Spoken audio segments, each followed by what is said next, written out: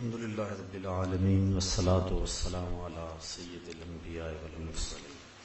حمد و ثنا، تعریف و توصیف اللہ جل مجدہ الکریم کی ذات پاک کے لیے جو خالق کائنات بھی ہے اور مالک شش جہات بھی.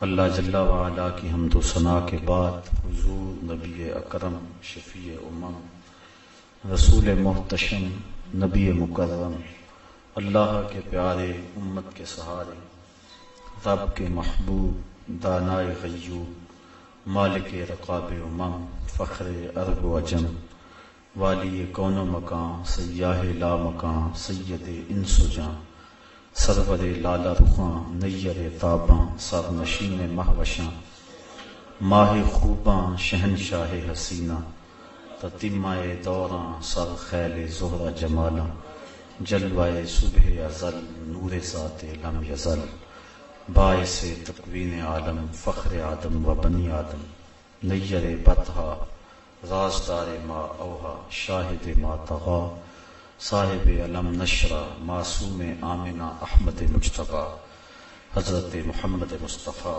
صلی اللہ علیہ وسلم کے حضور ناس میں اپنی عقیدتوں، ارادتوں اور محبتوں کا خراج پیش کرنے کے بعد واجب الاحترام، ذوی الاحتشام، برادران اسلام، السلام علیکم ورحمۃ اللہ وبرکاتہ. سورۃ المطففین پر آج کی اس نشست میں کچھ باتیں آپ کے گوش گزار کی جائیں گی. یہ 36 آیات پر مشتمل قرآن مجید کی مکی صورت ہے اور مکہ المکرمہ میں سب سے آخر میں جو صورت نازل ہوئی وہ یہی صورت تھی.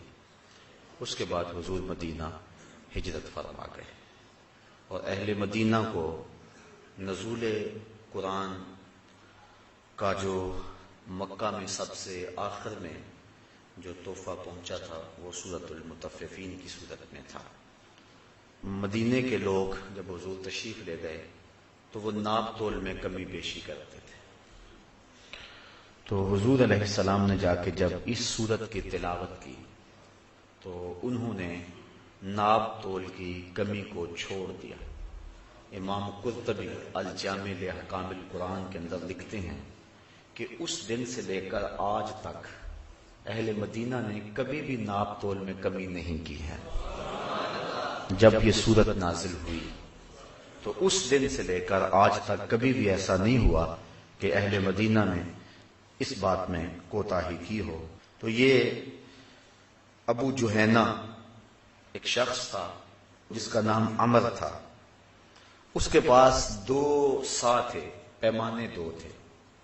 ایک سے مال لیتا تھا اور ایک سے دیتا تھا. جس سے لیتا تھا وہ پورا تھا اور جس سے پھر آگے دیتا تھا اس میں کمی اس نے کی ہوئی تھی. تو اللہ تعالیٰ جل شانہ نے یہ صورت نازل فرمائی کہ ویل للمطففین، خرابی ہے کم تولنے والوں کے لیے. الذین اذا اکتالوا علی الناس یستوفون، وہ جب اوروں سے ماپ لیں تو پورا لیں. وَإِذَا قَالُوهُمْ أَوْ وَزَنُوهُمْ يُخْسِرُونَ، اور جب انہیں ماپ تول کر دیں تو کم کر دیں. یہ چونکہ یہودی یہاں آباد تھے اور ان میں یہ بہت زیادہ کوتاہی پائی جاتی تھی اور ان کی دیکھا دیکھی جو باقی لوگ تھے وہ بھی اس کو عیب نہیں سمجھتے تھے. جب کوئی گناہ معاشرے کے اندر بہت زیادہ پھیل جاتا ہے تو بعض بات ایسا ہوتا ہے کہ معاشرے کے لوگ اس گناہ کو بھی گناہ نہیں سمجھتے، اس برائی کو بھی فن قرار دے دیتے. جس طرح کہ موجودہ تجارت کے اندر کئی ایسی قباحتیں موجود ہیں جس کو لوگ سمجھداری اور دانائی اور فن اور اس کام کا اسلوب قرار دیتے ہیں جبکہ وہ شریعت کے ضابطوں کے بالکل برعکس چیزیں ہیں. تو اس دور کے اندر یہ کمی بیشی ناپ تول کے اندر اس حد تک بڑھ گئی تھی کہ انہوں نے اس کو فن قرار دے دیا ہوا تھا. لیکن جب قرآن مجید کی یہ صورت نازل ہوئی تو اس وقت سے لے کر آج تک اہل مدینہ نے ناپ تول میں کمی بیشی نہیں کی ہے. ویسے صحابہ کی عادت تھی، مزاج تھا صحابہ کا، جب وہ 10 آیتیں تلاوت کرتے تھے تو اگلی 10 آیتیں تب تلاوت کرتے تھے جب پہلی 10 پہ عمل کر لیتے تھے. یہ ان کا مزاج تھا. اور مدینہ شریف میں جو جو قرآن اترتا گیا مزاج میں راسخ ہوتا گیا. امام سمہودی نے وفاء الوفا میں لکھا ہے، حضرت عائشہ صدیقہ رضی اللہ تعالی عنہا سے مروی روایت فرماتی ہیں کہ اللہ کے جتنے بھی شہر ہیں یہ تلواروں سے فتح ہوئے، لیکن مدینہ قرآن سے فتح ہوا تھا. تو ان کی یہ خصلت بد تھی کہ وہ ناپ تول میں کمی کرتے تھے. تو فرمایا ویل للمطففین، کم تولنے والوں کے لیے خرابی ہے.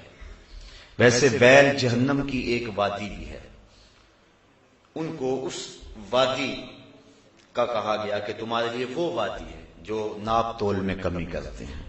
جب لوگوں سے لیتے ہیں تو پورا لیتے ہیں، اور جب لوگوں کو دیتے ہیں تو اس میں کمی کرتے ہیں. اور ایک روایت حضرت عبداللہ ابن عباس رضی اللہ تعالیٰ عنہ سے مروی ہے کہ جب کسی قوم میں عہد توڑنے کی عادت پڑ جاتی تو اللہ تعالیٰ ان پر ان کے دشمن کو مسلط کر دیتا ہے. جس کو وہ پسند نہیں کرتے وہ ان کے اوپر مسلط کر دیا جاتا ہے. اس وقت پوری دنیا کے اوپر مسلم امہ جس جبر اور ظلم کی چکی میں پس رہی ہے، اور جو ہمارے حالات ہیں، اور وہ ناپاک بھوک جن کی چاپ اب وطن کے شمالی علاقوں میں گونج رہی ہے، تو ہم اس حوالے سے دیکھیں کہ ہماری عہد شکنی کا نتیجہ تو نہیں ہے. اور یہ حضرت عبداللہ ابن عباس نے حضور سے اس حدیث کو روایت کیا کہ جب کوئی قوم 5 کام کرتی ہے تو 5 عذاب ان کے اوپر مسلط ہوتی ہیں. 5 کے بدلے میں 5 چیزیں ان کے اوپر مسلط ہوتی ہیں. جب کوئی قوم عہد کو توڑ دیتی ہے تو پھر ان کے اوپر دشمن مسلط کر دیا جاتا ہے. وعدہ خلافی، عہد کو توڑنا کیا ہمارے مزاج میں راسخ نہیں ہو چکا ہے؟ اس کی تو ہم پرواہ ہی نہیں کرتے ہیں. جبکہ اللہ کے محبوب علیہ السلام نے ایک شخص سے عہد کر لیا کہ میں یہیں کھڑا ہوں تمہارے آنے تک، تو وہ بھول گیا، لیکن حضور کھڑے 3 دن تک وہیں کھڑے رہے. اور جب 3 دن کے بعد وہ پلٹ کے آیا تو اس نے حضور کو دیکھا تو سخت شرمسار ہوا اور نادم ہوا. صرف نماز کے لیے اور قضاء حاجت کے لیے جاتے تھے، پھر آگے وہیں کھڑے ہو جاتے کہ میں نے وعدہ کیا ہوا تیرے آنے تک کھڑا رہوں گا. تو جب وہ آیا تو حضور نے فرمایا یار تو نے بڑی مشقت میں ڈال دیا مجھے، صرف اتنی بات کی، تو نے مجھے بڑی مشقت میں ڈال دیا. تو وہیں کھڑے ہیں، عہد کیا ہے اور پھر عہد کو توڑا نہیں ہے، اور اس کے لیے 3 دن تک وہیں کھڑے رہے. میں اور آپ ذرا اس حدیث کی روشنی میں اپنے وعدے، اپنے عہد اور لوگوں کے ساتھ ہم نے جو وعدے کیے، جس شخص کو بھی پوچھے نا کاروبار جو کرتا ہے، جناب کیا حال ہے کاروبار کا، وہ کہتا ہے جو پیسے لے لیتا پھر وہ دینے کا نام ہی نہیں لیتا، وہ تو دعا کرتا ہے کہ ہم ماری جائیں. اور بالخصوص وعدے کے حوالے سے تو کوئی شخص بھی وعدے پہ اس دور کے اندر کوئی شاذ و نادر شخص ہوگا جو وعدے پہ پورا اترنے کا مزاج رکھتا ہے. میں یہ نہیں کہتا کہ ہیں نہیں، لوگ ہیں آج بھی، لیکن بہت تھوڑی تعداد رہ گئی. تو جب عہد کوئی قوم توڑتی ہے تو اس کی سزا کیا ملتی ہے کہ دشمن ان کے اوپر مسلط کر دیے جاتے ہیں. دوسری بات،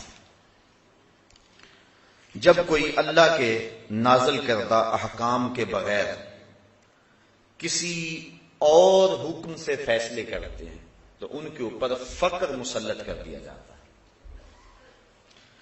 اللہ تعالیٰ نے جو ہمارے لیے ضابطہ دیا ہے اس سے ہٹ کر اگر ہم کوئی اور راستہ اختیار کریں گے تو فقر و فاقہ مسلط کر دیا جائے گا. دولت کی کثرت کے باوجود بھی فقر اور فاقہ موجود رہے گا. وما ظہرت الفاحشۃ فیہم الا ظہر فیہ الطاعون. اور جب کسی قوم کے اندر فحش اور بے حیائی پیدا ہو جائے گی تو اس کے اندر طاعون جیسی بیماریاں جنم لیں گی. ایسی بیماریاں جو لا علاج ہوں گی وہ جنم لیتی رہیں گی.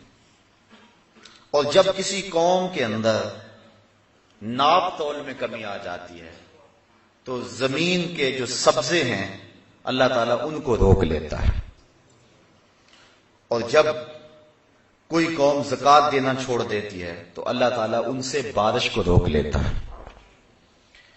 بے وقت بارش ہوتی ہے، وقت پہ بارش نہیں ہوتی، جب ضرورت ہے اس وقت نہیں ہوتی، تو یہ عذاب کی ایک صورت ہے. تو جو ان 5 امراض میں مبتلا ہوں گی ان کو یہ 5 سزائیں اس کی لازمی طور پہ دی جائیں گی.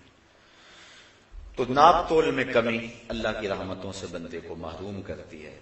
اور مدینہ شریف پہنچتے ہی سب سے پہلا حکم جو سنایا وہ یہ تھا، چونکہ مدینے کی ریاست کا آغاز حضور نے کیا تھا اور دنیا کے اوپر جو ہے یہ پہلی باقاعدہ نظریاتی ریاست تھی، اور جس ریاست کے اندر معاملات کی صحت سے معاشرتی صحت کو برقرار رکھنا تھا، اس لیے اگر دیانت اور صداقت کسی قوم میں پائی جائے تو اس قوم کے اندر بہتری آ جاتی، اور ظلم پایا جائے تو بہتری نہیں آتی. بلکہ ایک عربی کا مقولہ ہے کہ الملک یدوم بالکفر ولا یدوم بالظلم.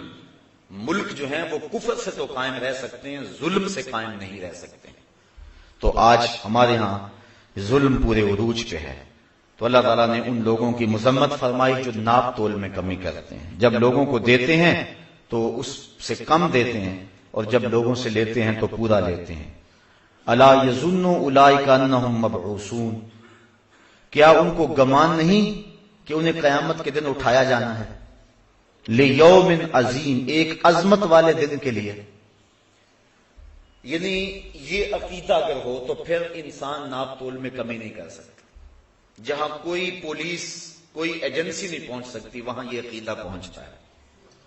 یہ خیال کہ میں آج جو بھی کر رہا ہوں کوئی مجھے دیکھ رہا ہے یا نہیں دیکھ رہا، اللہ تو دیکھ رہا ہے، اور کل قیامت کے دن ہر شے تش تش بام تو ہو جائیں.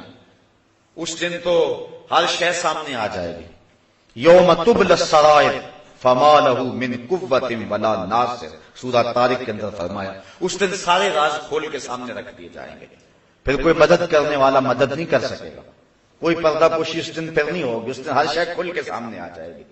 جس دن چہروں سے نقاب ادھیڑ دیے جائیں گے، اور جب لوگ برہنہ کر دیے جائیں گے اور ہر شے کھل کے سامنے آ جائے گی، اس دن یوم تبلی السرائر، سرائر سر کی جمع راز کی، جس دن سارے راز کھول دیے جائیں گے، تو اس دن تو کوئی پوشیدگی نہیں ہوگی. تو یہ عقیدہ کہ اس دن میں اپنے رب کے روبرو حاضر ہوں گا، ایک دن ہوگا جو 50,000 سال پر مشتمل ہوگا، اس دن ہر شے سامنے آ جائے گی.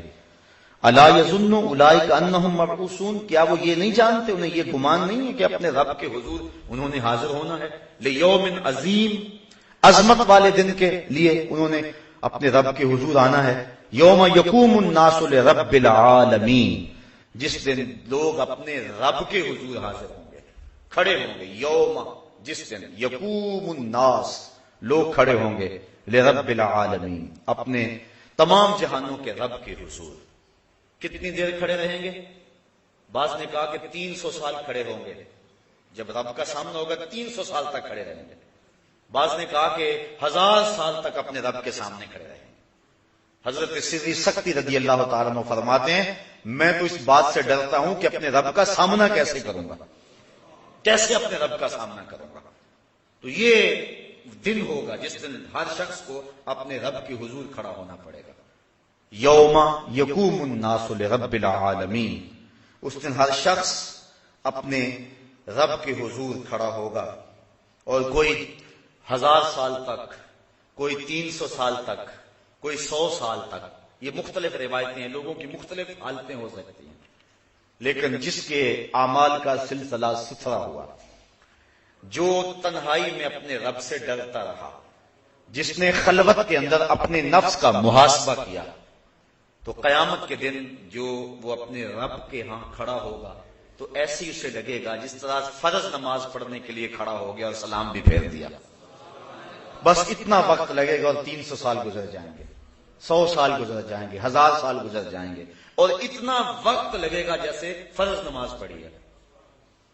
اور جس کے کندھے پر بوجھ ہوا، ندامت کا احساس ہوا، اس کے لیے 100 سال بھی بھاری ہو جائیں گے. اس کے لیے تو ایک لمحہ قیامت ہوگا. وہ کیا اقبال نے کہا تھا، مہینے وصل کے گھڑیوں کی صورت اڑتے جاتے ہیں، مگر گھڑیاں جدائی کی گزرتی ہیں مہینوں میں. جو وصل کے لمحے ہیں وہ تو یوں ہی گزر جائیں گے. 300 سال بندہ کھڑا ہوگا، لگے گا فرض پڑے اور بس وہ جلوہ ہٹ بھی گیا ہے، 300 سال گزر گئے ہوں گے. تو جو مومن ہوگا، جس کو دیدار سے فرحت مل رہی ہوگی، جو لذت میں ہوگا، جو سرور و نشاط میں ہوگا، اس کے لیے لمبی مسافت اس طرح گزر جائے گی. جس طرح کہ آتا ہے کہ جب مومن قبر میں جاتا ہے اور کافر قبر میں جاتا ہے، فرق ہے. کافر کے لیے تو بن گئی مصیبت قبر میں، قیامت کب آئے اور وہ عذاب سہ رہا ہے. اور مومن کے لیے ایسے ہوتا ہے کہ اچانک اسے ایک خوبصورت عورت نظر آتی ہے جس کے گلے کے اندر موتیوں کا ہار ہوتا ہے، اور یہ اس ہار کی طرف ہاتھ بڑھاتا ہے اور ہار ٹوٹ جاتا ہے اور وہ موتی بکھر جاتے ہیں اور یہ موتی چننے میں لگ جاتا ہے، اتنے میں قیامت بھی آ جاتی ہے. یعنی اس کی قبر کی ساری زندگی جو کہ صدیوں پر مشتمل ہے تھوڑے لمحوں میں یوں بیت جائے گی. اور اسی طرح جو اللہ کے حضور لوگ کھڑے ہوں گے تو 300 سال، 1000 سال یا 100 سال، بہرحال جتنا بھی طویل عرصہ ہوگا، جو اس کے دیدار کے طالب ہوں گے، جن کا کھاتا صاف ہوگا، جن کو نیکیوں کا نور نصیب ہو چکا ہوگا، جن کی آنکھ میں شوق دیدار ہوگا، تو اتنی لمبی مسافت 2 لمحوں میں گزر جائے گی. اور جس نے اپنے کندھوں پہ ندامتوں کے بوجھ رکھے ہوئے ہوں گے اور جس نے گناہوں کا وزن اکٹھا کر لیا ہوگا، اس کے لیے تو ایک گھڑی بھی مشکل ہوگی، اور چہ جائے کہ اس کو 300 سال یا 1000 سال اپنے رب کا سامنا کرنا پڑے گا. تو بڑا سخت دن ہوگا، اور اس دن لوگ اللہ کے حضور ضرور کھڑے کر دیے جائیں گے. اللہ اکبر. آگے فرمایا کلا ان کتاب الفجار لفی سجین، بے شک کافروں کا لکھا ہوا سجین میں رکھ دیا جائے گا. جو ہم کر رہے ہیں نیکیاں یا بدیاں وہ لکھی جا رہی ہیں. قیامت کے دن بندے کے نامہ اعمال اس کے ہاتھ میں دیے جائیں گے. جس کے اعمال اچھے ہو اس کے دائیں ہاتھ میں نامہ اعمال دیا جائے گا، جن کے اعمال بد ہوئے اس کے بائیں ہاتھ میں نامہ اعمال دیا جائے گا. اور جب انسان اپنا نامہ اعمال کھولے گا تو وہ کیا کہے گا؟ ما لہذا الکتاب لا یغادر صغیرۃ ولا کبیرۃ الا احصاها. ہائے اس کتاب کو کیا ہو گیا، اس نے چھوٹی بڑی کوئی بات نہ چھوڑی، سب کچھ لکھ دیا. یہ تو بات میں نے مزاح میں کہی تھی، یہ تو چلتے چلتے میری آنکھ ہی بھٹکی تھی. تو وہ کہے گا کہ اس نے سب کچھ لکھ دیا، اور ایک ایک چیز اس کتاب پہ لکھی ہوئی ہوگی. اور اس وقت بڑی سختی اور بڑی پریشانی لاحق ہوگی. تو جو برے لوگ ہوں گے، فاجر ہوں گے، فاسق ہوں گے، کلا ان کتاب الفجار لفی سجین، ان کی کتاب جو ہے وہ فجار کا جو لکھا ہوا ہے ان کے جو نامہ اعمال ہوں گے سجین میں رکھ دیے جائیں گے. اور یہ حضرت مجاہد سے روایت کرتے ہیں کہ یہ 7ویں زمین کے نیچے ایک چٹان ہے. اور ایک اور روایت جس کو حضرت کعب نے روایت کیا ہے وہ یہ ہے کہ یہ 7ویں زمین کے نیچے ایک کالے رنگ کی چٹان ہے جس کے اندر ان لوگوں کے اعمال نامے رکھے جائیں گے. اب محفوظ ہو رہے ہیں، جو بروں کے اعمال نامے وہ بھی محفوظ ہو رہے ہیں، جو اچھوں کے اعمال نامے ہیں وہ بھی محفوظ ہو رہے ہیں. بروں کے اعمال نامے، فجار کے اعمال نامے سجین میں رکھے جا رہے ہیں، اور وہ 7 زمینوں کے نیچے ایک سیاہ رنگ کا پتھر ہے، چٹان ہے، ایک وادی ہے، ایک اس میں رکھے جا رہے ہیں. وما ادراک ما سجین، اور فرمایا تم کیا جانو کہ وہ سجین کیا ہے؟ تمہیں نہیں پتا وہ سجین کیا ہے. تمہارے نامہ اعمال وہاں لکھے جا رہے ہیں، یہاں کر رہے ہو، یہاں فرشتے بھی لکھ رہے ہیں، وہاں بھی لکھے جا رہے ہیں. کتاب مرقوم، وہ رقم کی گئی کتاب ہے، لکھے گئے نام اعمال ہیں. ویل یومئذ للمکذبین، خرابی ہے اس دن ان لوگوں کے لیے جو آخرت کے دن کو جٹلاتے ہیں، جو اس دن کی تکذیب کرتے ہیں. الذین یکذبون بیوم الدین، جو انصاف کے دن کو جٹلاتے ہیں. وہ کہتے ہیں یہ جہاں مٹھا اگلا کس نے مٹھا، کوئی کہتا ہے دیکھ لیں گے، کوئی کہتا ہے بابر بیش کوش کے عالم دوبارہ نیست، یہ دنیا ہی سب کچھ ہے، بس زندگی کے نفع اس دنیا سے ہی حاصل کر لو. اس کی ساری ترجیحات دنیا ہے. ذرا میں اور آپ غور تو کریں، صبح سے لے کر شام تک اور شام سے لے کر صبح تک کس مقصد کے لیے زندگی گزار رہے ہیں؟ یہ کیا سب کچھ دنیا ہی ہے یا کوئی اور جہان بھی موجود ہے؟ اگر کوئی اور جہان بھی موجود ہے تو اس کے لیے ہم آگے کیا بھیج رہے ہیں، کیا کر رہے ہیں؟ ہم یہ نہیں کہتے کہ دنیا کے لیے کاروبار نہ کرو، کمائی نہ کرو، لیکن جہاں جتنا رہنا ہے وہاں اتنا ٹھکانہ بناؤ. 10 دن کے لیے سفر پہ جاتے ہو، بیرون ملک جاتے ہو، وطن میں کہیں چلے جاتے ہو، تو وہاں 10 دن رہنا ہو تو وہاں آپ کوئی کوٹھی تو نہیں خریدتے، وہاں تو ایک ہوٹل کا کمرہ کرائے پہ لیتے ہیں. میاں یہاں ایک کوٹھی خرید لو نا، کہتے نہیں بس میں نے 10 دن تو رہنا. تو جہاں 10 دن رہیں وہاں مکان کرائے پہ لیا جاتا ہے، اور جہاں 10 سال رہنا ہے، زیادہ رہنا ہے، وہاں چلو آپ ایک مکان بنا لیں. اور جہاں ہمیشہ ہی رہنا ہے، زندگی کا خاتمہ ہی نہیں ہے، نقطہ انجام ہی نہیں ہے، زندگی ختم ہی نہیں ہونی ہے، تو کبھی سوچا اس کے لیے کیا بنایا؟ اس کے لیے یا ایھا الذین آمنوا اتقوا اللہ ولتنظر نفس ما قدمت لغد، اللہ فرماتا ہے ایمان والو اللہ سے ڈر جاؤ اور ہر جان یہ سوچے اس نے آنے والے کل کے لیے آگے کیا بھیجا۔ دنیا کا تو تمہیں پتا ہے، اتنی ہماری جائیداد ہے، اتنی پراپرٹی ہے، اتنی دولت ہمارے پاس بینکوں میں موجود ہے، اتنی ہماری مالیت کا مکان ہے، یہ کوٹھی اتنی مالیت کی ہے، زیورات ہمارے پاس جو ہے وہ اتنی مالیت کی ہے، یہ تو سارا حساب ہے ہمیں، لیکن کبھی یہ بھی سوچا کہ آخرت میں کیا بھیج چکے ہیں؟ وَلْتَنْظُرْ نَفْسٌ مَا قَدَّمَتْ لِغَدٍ، ہر جان یہ دیکھے اس نے آنے والے کل کے لیے کیا بھیجا۔ یہ ساری زندگی کتنی ہے؟ 50 سال کی، 60 سال کی، 100 سال کی لگا لیں، لیکن حشر کا ایک دن 50,000 سال کا ہوگا۔ 50 سال کا نہیں، 100 سال کا بھی نہیں، 50,000 سال کا ایک دن ہوگا، پہلا دن، اور اس کے بعد پھر موت کو مینڈے کی شکل میں لا کے ذبح کر دیا جائے گا، موت کو بھی موت آ گئی۔ اب ایسی زندگی جو کبھی ختم نہیں ہوگی، اس زندگی کو برباد کر لیں اور اس زندگی کو سنوار لیں، اس سے بڑی نادانی اور کیا ہو سکتی ہے؟ کوشش تو ہو دونوں زندگیاں سنور جائیں، ربنا آتنا فی الدنیا حسنۃ وفی الآخرۃ حسنۃ، یہ بھی ٹھیک ہو جائے وہ بھی ٹھیک ہو جائے، لیکن اگر دونوں میں ایک کو ترجیح دینا پڑے تو اس ابدی اور سرمدی زندگی کو ترجیح دیں۔ تو کہا کہ اس دن کو جھٹلا دیا، ایک ہے زبان سے جھٹلانا، تکذیب کرنا، میں نہیں آخرت کو مانتا، اور ایک ہے اپنے عمل اور اپنے رویے سے آخرت کی تکذیب کرنا، اپنے انداز معاشرت سے آخرت کی تکذیب کرنا۔ میں اور آپ دیکھیں ہمارا جس طرح کا رویہ ہے زندگی گزارنے کا، کیا ہمارا عمل، ہمارا کردار، ہمارے شب و روز، ہماری زندگی کے لیل و نہار آخرت کی تکذیب نہیں کر رہے ہیں؟ جو کچھ ہے اس دنیا کے لیے، یہ آخرت کے لیے ہم نے کیا آگے بھیجا، اور آخرت کے حوالے سے ہماری تگ و تاز کیا ہے، ہماری فکر کیا ہے، ہماری جد و جہد کیا ہے۔ پچھلے دن ایک فوتگی ہو گئی تو قبر میں تدفین کر کے شام کا وقت تھا، جب واپس پلٹے تو میں اپنے گھر میں آپ بیٹھ کر کے سوچنے لگا، اس شخص سے تعلق تھا تو عشاء کی نماز کے بعد نیند نہیں آ رہی تھی، تو کافی دیر تک مغفرت کی دعا میں مشغول رہا۔ جب پچھلا پہر ہوا تو میرے دل میں ایک بات آئی اور مجھے 2-3 دن تک اس بات نے تڑپائے رکھا۔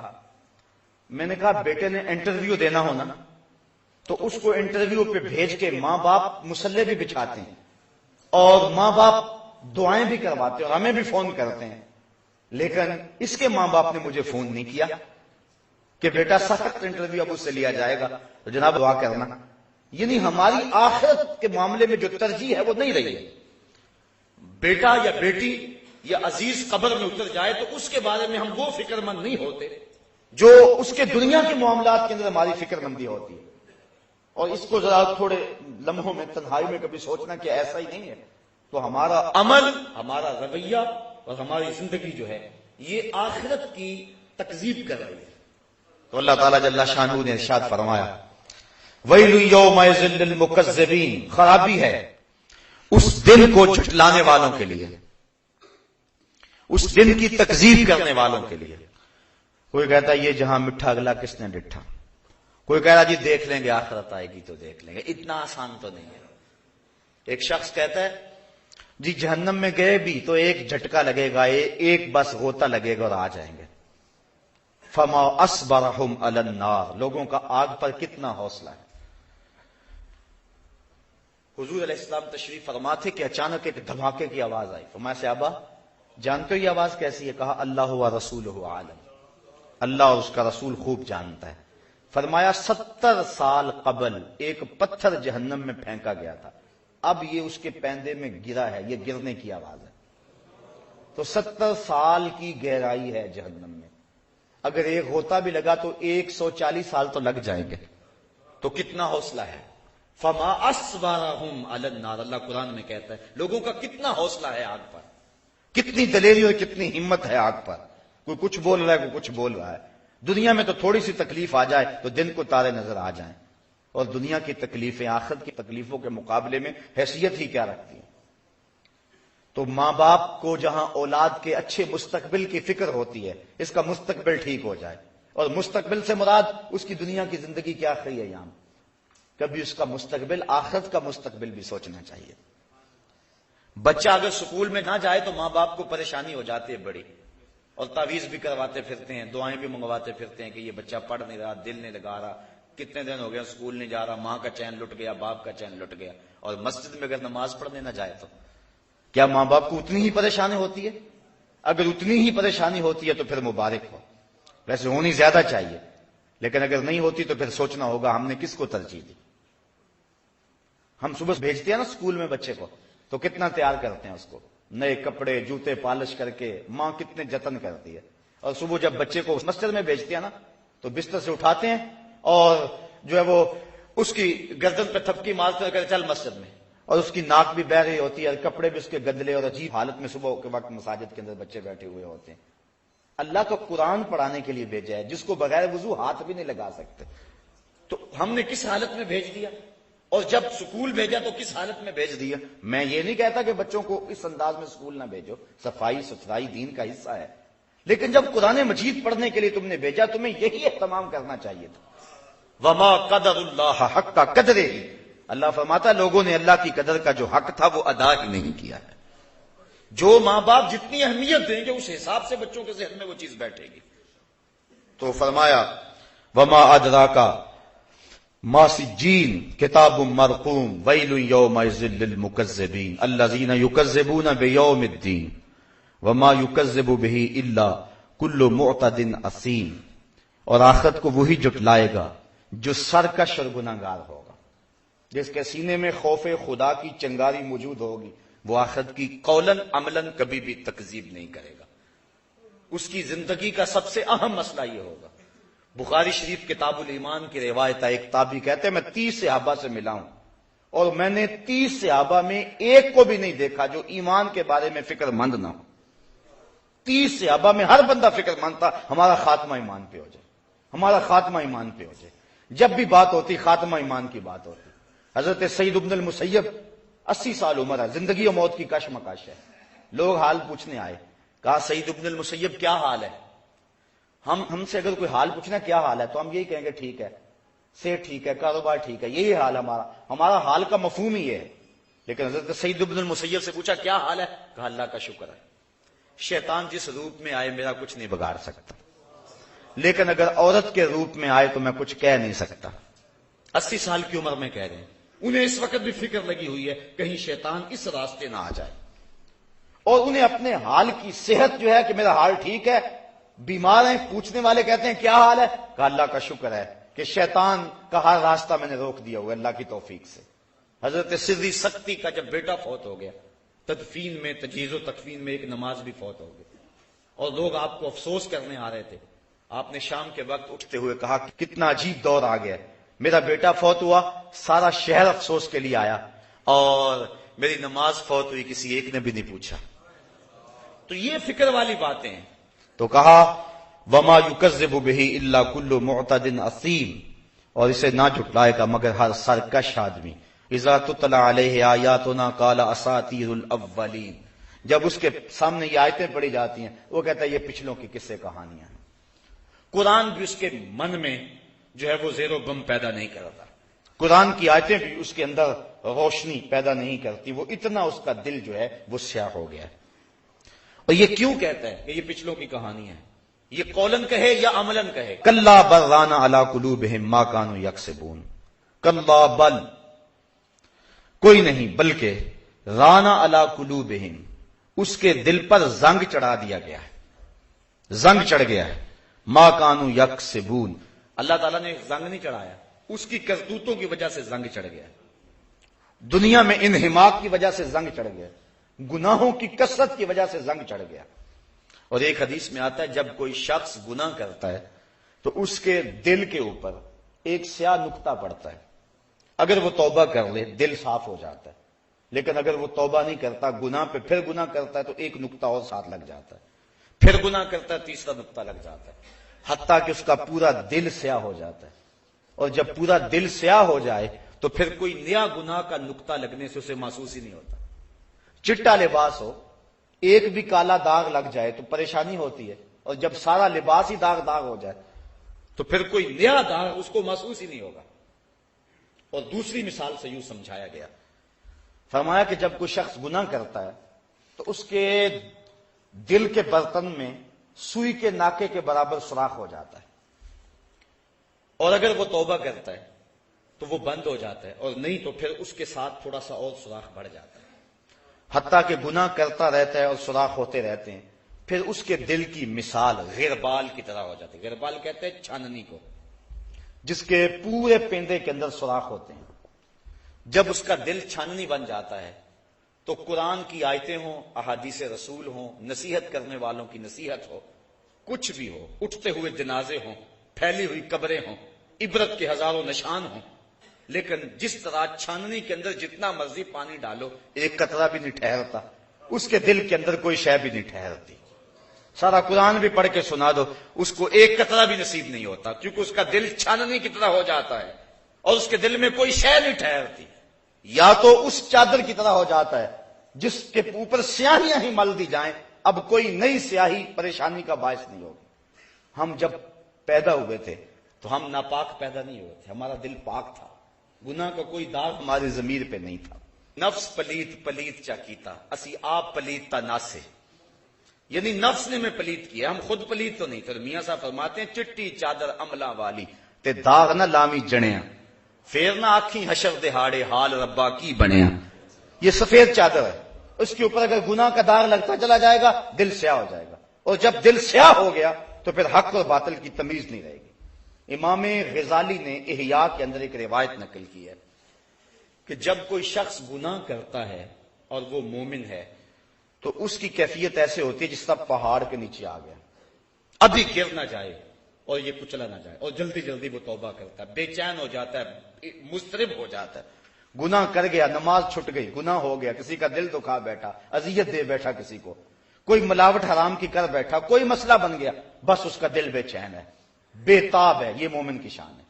اور منافق کی یہ کیفیت ہے جب گناہ کرتا ہے تو سمجھتا ہے کہ بدن کے اوپر مکھی بیٹھی تھی اور میں نے اس کو اڑا دیا. اب میں اور آپ ذرا دیکھیں کہ ہماری کیفیت کیا ہے. گناہ کرنے کے بعد اگر ایسا ہے کہ ہم محسوس کرتے ہیں کہ احد پہاڑ کے نیچے آ گئے تو پھر تو مبارک ہو، اور اگر گناہ کرنے کے بعد بھی احساس گناہ نہیں ہوتا تو پھر مجھے اور آپ کو فکر کرنی چاہیے. فرمایا کلا بل ران علی قلوبہم، بلکہ ان کے دلوں پر زنگ چڑھا دیا گیا، ما کانوا یکسبون، ان کی کرتوتوں کی وجہ سے، ان کے برے اعمال کی وجہ سے ان کے دلوں کے اوپر زنگ چڑھا دیا. اب اس زنگ کی وجہ سے انہیں حق اور باطل کی کوئی تمیز نہ رہی. آگے فرمایا کلا انہم عن ربہم یومئذ لمحجوبون. ایک تو یہ کہ ان کے دل پہ زنگ چڑھ گیا، دوسرا کل قیامت کے دن جب رب کے جلووں کی فراوانی ہوگی یہ لوگ اپنے رب کا دیدار نہیں پا سکیں گے. اللہ اکبر. کلا ہاں انہم عن ربہم، بے شک یہ اپنے رب سے، یومئذ اس دن، لمحجوبون پردے میں ہوں گے، انہیں دیدار الہی نصیب نہیں ہوگا، ان کو اس کے جلوے نہیں ملیں گے. اور جس کو رب کا جلوہ اس دن بھی نہ ملا. ویسے تو اللہ نے قرآن میں فرمایا من کان فی ہذہ اعمی فہو فی الآخرۃ اعمی، جو اس دنیا میں اندھا رہا کل قیامت کے دن بھی اندھا ہی اٹھایا جائے گا. اس سے ان آنکھوں کی بے نوری مراد نہیں ہے، دل کی بے نوری مراد ہے. دل بینا بھی کر طلب خدا سے، کہ آنکھ کا نور دل کا نور نہیں ہے. اگر آج روشنی نہ ملی، آج مقصد زندگی حاصل نہ ہوا، جس چیز کے لیے اور جس مقصد کے لیے دنیا پہ آئے تھے وہ آج حاصل نہ ہوا تو کل بھی آنکھوں میں بے نوری ہوگی، کل بھی دل اندھا ہوگا. جو آج اس کا دیدار نہ پا سکا کل بھی نہ پا سکے گا. تو اس دن وہ اپنے رب سے پردے میں ہوں گے، حجاب میں ہوں گے. لمحجوبون، انہیں اپنے رب کا دیدار نصیب نہیں ہوگا. اللہ اکبر. محجوبون کا ترجمہ امام قرطبی کرتے ہیں ان کرامتہ و رحمتہ ممنوعون.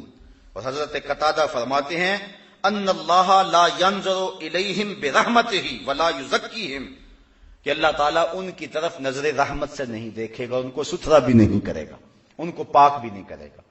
اور رحمت کی نگاہ ان پہ نہیں کرے گا، اور نگاہ ہوگی بھی تو قہر و غضب کی نگاہ ہوگی ان کے اوپر۔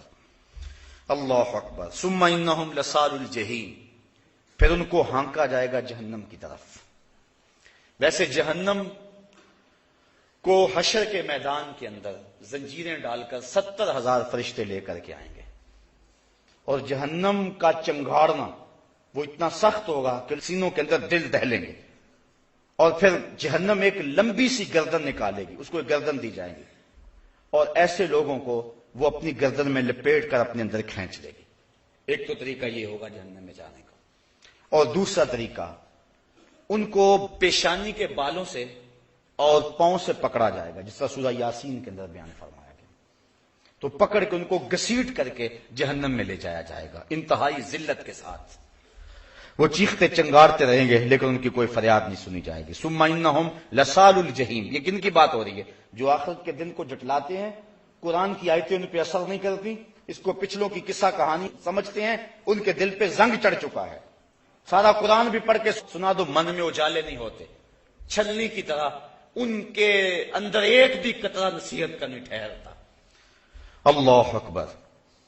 ثم یقال ھذا الذی کنتم بہ تکذبون، پھر جہنم میں پھینک کر ان کو کہا جائے گا ھذا الذی، یہ ہے وہ، کنتم بہ تکذبون، جس کی تم تکذیب کرتے تھے، جس سے تم ڈرتے نہیں تھے، جس کی تمہیں پرواہ نہیں تھی، جس کے بارے میں تمہارا خیال تھا یہ کہیں وہم اور گمان نہ ہو، یہ وائزین کی کہانیاں نہ ہو، بس ڈراوا اور دھمکاوا نہ ہو، جس کو تم یہ کہتے تھے کوئی بات نہیں ہے، کہا جائے گا ثم یقال، پھر کہا جائے گا ھذا الذی کنتم بہ تکذبون، یہ ہے وہ جس کی تم تکذیب کرتے تھے۔ کلا ان کتاب الابرار لفی علیین، اور فرمایا سن لو بے شک جو نیکوکار ہیں ان کا جو لکھا ہوا ہے وہ علیین میں ہوگا۔ اب علیین کیا ہے؟ آگے فرمایا وما ادراک ما علیون، علیون کیا ہے؟ تم کیا جانو علیین کیا ہے؟ کتاب مرقوم، وہ ایک ایسی کتاب ہے جس کے اوپر مہر لگی ہوئی ہے، تمہارا نام اعمال جو مہر زدہ ہے۔ یشہدہ المقربون، وہ ایسی جگہ پہ ہوگا، عرش کی دائیں سمت یہ مقام ہے علیین، جہاں نیکوں کے اعمال نامے رکھے گئے ہیں۔ اور یشہدہ المقربون، مقرب فرشتے ان جگہوں کی زیارت کرنے آتے ہیں، روزانہ فرشتے جاتے ہیں جو علیین کی زیارت کرتے ہیں کہ یہ وہ جگہ ہے جہاں نیک لوگوں کے اعمال نامے رکھے گئے ہیں۔ ان الابرار لفی نعیم، بے شک جو نیکوکار ہیں وہ نعمتوں میں ہوں گے، چین کی زندگی میں ہوں گے۔ دنیا پر تو دکھ دیکھ لیا، اذیتیں بھی سہ لی، تکلیفیں بھی سہ لی، سحری کے وقت اٹھے، سارا دن روزے سے رہے، نظر پہ پہرا بٹھایا، خیالوں کو آوارہ نہیں ہونے دیا، سوچوں کو بے لگام نہیں ہونے دیا، اپنے رزق کے اندر حرام کا ایک لقمہ بھی شامل نہیں ہونے دیا، زمانے کی دوڑ سے پیچھے رہ گئے، لوگ انہیں دقیانوس بھی کہتے رہے، کوئی انہیں مسیطر کہہ کے تانا بھی دیتا رہا، لیکن دنیا پر انہوں نے اپنی حفاظت کی۔ ان الابرار لفی نعیم، یہ نیکوکار چین کی زندگی میں ہوں گے۔ علی الارائک ینظرون، تختوں پر بیٹھے ہوئے ہوں گے، تختوں پر بیٹھے ہوں گے، ینظرون، اور دیکھتے ہوں گے۔ کیا دیکھیں گے؟ اس پر مفسرین کی مختلف آراء ہیں۔ بعض کہتے ہیں کہ جہنم کے اندر جو ان کے دشمن جل رہے ہوں گے ان کو دیکھیں گے، جو ان کو دنیا پہ تانے دیتے ہوں گے ان کو دیکھیں گے، اور ایک قول یہ ہے علی الارائک ینظرون، وہ وہاں تختوں پہ بیٹھ کے اپنے رب کا نظارہ کریں گے اور جنت کی نعمتوں کو دیکھیں گے۔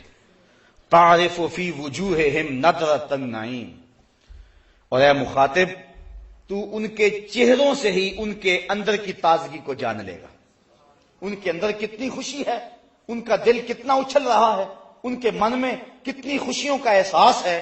تعرف، تو پہچان لے گا، فی وجوہہم، ان کے چہروں سے، کیا؟ نضرۃ النعیم، نعمت کی جو تازگی ہے، ان کے اندر کو جو رب نے مالا مال کیا ہے، ان کے سینے میں جو اجالے کیے ہیں، اور رب کے دیدار کے بعد ان کے چہرے پہ جو تازگی آئی ہے، وہ تجھے پہچاننے میں دیر نہیں لگے گی۔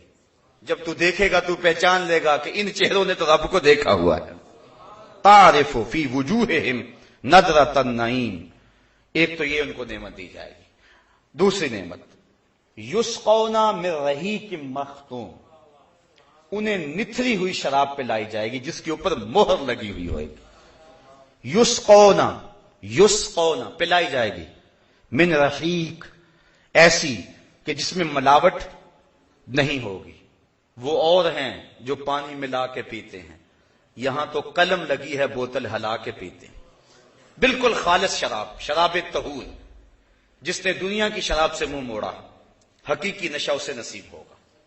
اللہ اکبر. یسقون من رحیق، ایک تو وہ نتھری ہوئی ہوگی، خالص ہوگی، ملاوٹ نہیں ہوگی.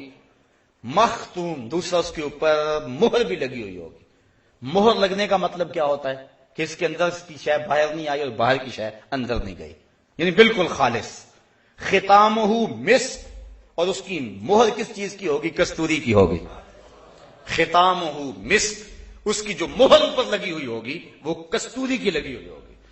بعض نے اس سے مراد ختامہ سے مہر نہیں لیا، وہ کہتے ہیں ختام سے مراد آخری گھونٹ ہے. جو اس شراب کا آخری گھونٹ ہوگا وہ کستوری کا ہوگا، جس سے منہ میں خوشبو پھیل جائے گی. اللہ اکبر. وفی ذالک فلیتنافس المتنافسون، اور جو رغبت کرنے والے لوگ ہیں ان کو چاہیے کہ ایسی شراب کی طرف رغبت کریں. یہ ہے وہ پینے والی چیز، اور ملے گی کیسے؟ اللہ اکبر. کبھی حوریں پہ لائیں گی، کبھی غلمان دیں گے، کبھی اس چشمے پہ جا کے خود پئیں گے، اور ایک وقت ایسا بھی آئے گا. اللہ اکبر. وسقاہم ربہم شرابا طہورا، ان کا رب نے اپنے دستے کرم سے پلائے گا. پھر دنیا کی ساری تھکن اتر جائے گی. جس کو وہ خود اپنے دستے کرم سے پلائے گا، اس کا دستے قدرت جو ہے وہ اس بندے کی ناز برداری کرے گا. وسقاہم ربہم شرابا طہورا. تو کہا فلیتنافس المتنافسون، پھر وہ تو پینی چاہیے نا جس کو یار خود اپنے ہاتھوں سے پلائے. شراب مصفا چو روئے نگار، شراب مصفا چو لالے نگار، بدے ساکیا جام آتش لباس، کہ مستی کنند اہل دل التماس. وہ تو شراب پینے کو پھر جی چاہے گا جس کو خود وہ دستے کرم سے پلائے گا. ومزاجہ من تسنیم، اور اس کے اندر تسنیم بھی ملا ہوا ہوگا. ایک اور شراب کا تذکرہ کیا گیا. ومزاجہ، اور اس کے اندر آمیزش ہوگی، امتزاج ہوگا من تسنیم، تسنیم کا. اور تسنیم کیا ہے؟ ایک سپیشل چشمہ ہے جو جنت میں خاص لوگوں کو اس چشمے تک جانے دیا جائے گا. تو اس کے اندر ملونی ہوگی اس تسنیم کی. عین یشرب بہل مقربون، وہ تسنیم کیا ہے آگے بیان کر دیا. عینا چشمہ ہے، یشرب پیئیں گے بہا جس چشمے سے المقربون جو بارگاہ رب کے مقرب ہوں گے، یہ چشمہ صرف انہی کو نصیب ہوگا. ان الذین اجرموا کانوا من الذین آمنوا یضحکون، اور وہ لوگ جنہوں نے جرم کیے، مجرم تھے، کانوا من الذین آمنوا یضحکون، وہ اہل ایمان سے ہنستے تھے. اس سے مراد ابو جہل، اس سے مراد ابو لہب، اس سے مراد امام قرطبی لکھتے ہیں ولید بن مغیرہ، اور اس قبیل کے جو کافر تھے جو صحابہ کو دیکھتے، حضرت بلال حبشی کو، حضرت جو ہے وہ عمار ابن یاسر کو، اس قبیل کے جب صحابہ کو دیکھتے تو یہ ہنستے اور آوازیں کستے اور اپنی آنکھوں سے اشارے کرتے اور کہتے یہ دیکھو اسلام کے ماننے والے ہیں. اللہ تعالیٰ ارشاد فرماتا ہے ان الذین اجرموا، جنہوں نے جرم کیے، کانوا من الذین آمنوا یضحکون، وہ اہل ایمان پہ ہنستے تھے. وَإِذَا مَرُّوا بِهِمْ يَتَغَامَزُونَ، اور جب ان کے قریب سے گزرتے تو وہ آنکھوں سے اشارے کرتے، انہیں دیکھو ذرا، انہیں دیکھو. اللہ اکبر. وَإِذَا انقلبوا إِلَىٰ أَهْلِهِمْ انقلبوا فَكِهِينَ، اور جب اپنے گھر پلٹتے تو خوشیاں کرتے ہوئے پلٹتے کہ ہم نے ان کو ستایا ہے، مسلمانوں کو دکھ دیے ہیں، تکلیفیں پہنچائی ہیں. امیہ بن خلف نے کیا کچھ نہیں کیا تھا، تپتے ہوئے کوئلوں پہ حضرت بلال حبشی کو لٹایا، کبھی گلے میں رسی ڈال کر اوباشوں کے ہاتھوں میں دے دیا، اسے گھسیٹو مکے کے بازاروں میں، کبھی نوکیلے پتھروں پر آپ کو رکھا اور اوپر سے آپ کو کھینچا، کبھی کچھ کیا. لیکن بلال بھی مسکرا کے کہتے تھے تو ترش روح ہو کے گالی ہزار دے، یہ وہ نشہ ہی نہیں جسے ترشی اتار دے، تو جو کرنا ہے کر. کسی نے کہا بلال تجھے سنگریزوں پہ کھینچ رہے ہیں اور پتھروں پہ تجھے لٹا رہے ہیں اور ریت پہ تجھے گھسیٹ رہے ہیں، کوئلوں پہ تجھے ڈال رہے ہیں، اور تم عجیب آدمی ہو، آگے سے مسکراتے ہو. تو حضرت بلال کہنے لگے کوئی کچا برتن بھی خریدے نا تو اس کو خوب ٹھونک بجا کے دیکھتا ہے کہ یہ کہیں خراب تو نہیں ہے، میرا رب مجھ کو خرید رہا ہے، مجھے دیکھ رہا ہے، کہیں یہ خراب تو نہیں ہے. اور بدنامی سے بڑھتا ہے محبت کا غم. کیا کیا دکھ نہ دیے، کیا کیا اذیتوں سے نہیں یہ لوگ گزرے. اللہ اکبر. ایسا بھی ہوا کہ ایک کی دونوں ٹانگوں کو اونٹوں کی پچھلی ٹانگوں سے باندھ دیا گیا. دونوں ٹانگیں مخالف سمت اونٹ کھڑے ہیں اور ٹانگوں کو باندھ دیا گیا اور اونٹوں کو پھر دوڑنے کے لیے کہا گیا. جب اونٹوں کو ماری نا چابک اور یہ جسم لگا چرنے اور سرخ سرخ قطرے گرنے لگے. اب ظاہر ہر ایک کا خیال تھا کب چیخیں گے اور ہم ہنسیں گے، لیکن کیا ہوا، جس شخص کا بدن چل رہا تھا اور سرخ سرخ قطرے گر رہے تھے اس نے کہا فزت برب الکعبہ، فزت برب الکعبہ، فزت برب الکعبہ. کعبے کے رب کی قسم میں تو زندگی کی بازی جیت گیا ہوں. جانا تو تھا اس دنیا سے. یہ کیا حسن ہوا، کیا خوبی ہوئی کہ یار کے نام پہ جا رہے. اللہ اکبر. عمار ابن یاسر کو آگ میں رکھ دیا گیا اور کافروں نے کہا کہ کوئی آرزو. اللہ اکبر. تو حضرت عمار ابن یاسر کہنے لگے کاش اس لمحے حضور کی زیارت نصیب ہو جائے. بندہ مٹ نہ جائے آقا پہ تو وہ بندہ کیا ہے، بے خبر ہو جو غلاموں سے وہ آقا کیا. دور طیبہ سے جب بھی میں تڑپا کبھی ان کو حالات کی سب خبر ہو گئے. حضرت عمار ابن یاسر کی آنکھوں میں آنسو آ گئے. ابھی حضور نہیں پہنچے اور ان کو پکڑ کے آگ میں ڈال دیا گیا. کافر سمجھے ڈر گیا. تپتے ہوئے کوئلوں پہ آگ میں جانا اتنا آسان کام تو نہیں ہے. آدمی کہہ تو لیتا ہے لیکن جب عملاً اس مرحلے پہ پہنچتا ہے پھر پتا چلتا ہے کتنا مشکل کام ہے. جب حضرت عمار ابن یاسر کو آگ میں ڈالا گیا آنکھوں میں آنسو آ گئے. کافر سمجھے ڈر گیا ہے. کہا منحرف ہوتا ہے تجھے چھوڑ دیں. کہا تم کچھ اور سمجھے ہو، میں کسی اور کے لیے رو رہا ہوں. پھنسی جو دام میں بلبل تو لگی یوں کہنے، پھنسی جو دام میں بلبل تو لگی یوں کہنے، کرے گا قتل گر کیا ہے تو نے اسیر مجھے، کباب شمع کے شعلہ پہ کیجئے اے سیاد، کہ شکل گل نظر آئے دم اخیر مجھے. تھوڑا سا مشکل نہ ہو جائے.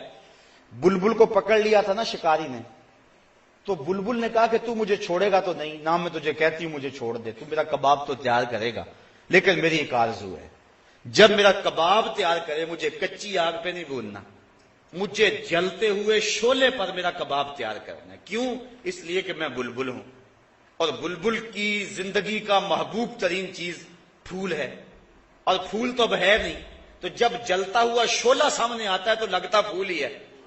تو مجھے جب روح نکل رہی ہو تو دم آخر رخ یار تو سامنے ہو.